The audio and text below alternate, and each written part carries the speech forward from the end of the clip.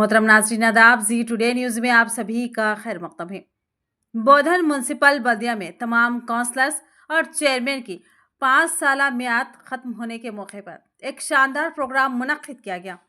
इस प्रोग्राम में मजलिस बल्दिया के कमिश्नर वेंकट नारायण, चेयरमैन पद्मा शरत रेड्डी, स्टाफ, वर्कर्स और सफाई अमले को तहे दिल से खराज तहसीन पेश किया गया।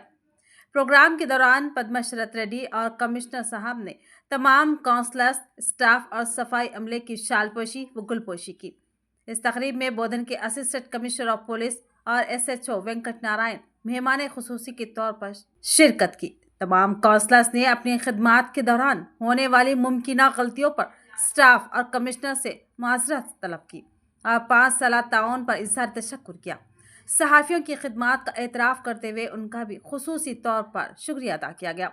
प्रोग्राम के अख्ताम पर शुरका के लिए पुरतकल्लुफ़ ताम का इंतज़ाम भी किया गया।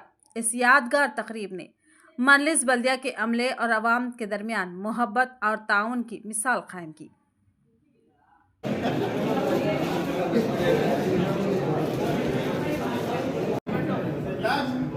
दीपक मेमंटो मैडम मेमंटो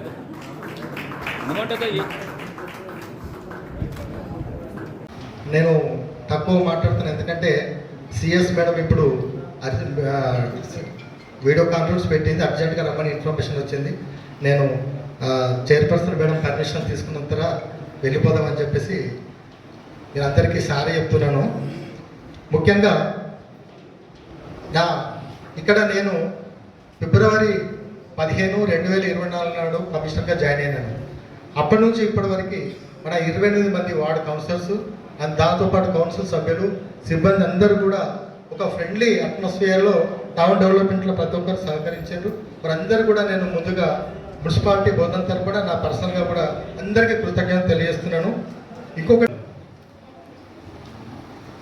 కౌన్సిల్ హాల్లో ఇలాంటి కార్యక్రమాన్ని ఏర్పాటు చేసినటువంటి, ఇంత గొప్పగా ఏర్పాటు చేసినటువంటి కమిషనర్ గారు, అలాగే అనితా మేడం గారి టీము, అలాగే మన DEI గారి టీము, ఇందులో ఎవరైతే పాల్గొని ఇంత ఘనంగా ఏర్పాటు చేసి మమ్మల్ని సన్మానించాలని మీ యొక్క సంకల్పానికి నేను మనస్ఫూర్తిగా ధన్యవాదాలు తెలియజేస్తా ఉన్నాను.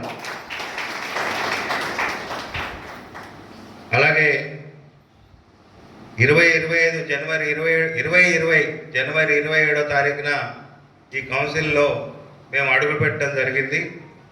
ఆ రోజు ఎన్నికలకు వెళ్ళి ప్రజలు ఓట్లేసి మనందరినీ బోధన పట్టణంలోని అన్ని వార్డుల నుంచి గెలిపించి ప్రజా సమస్యలపై అలాగే ప్రజలకు సౌకర్యాలు కల్పించాలని మనందరినీ గెలిపించి ఇక్కడికి పంపించడం జరిగింది.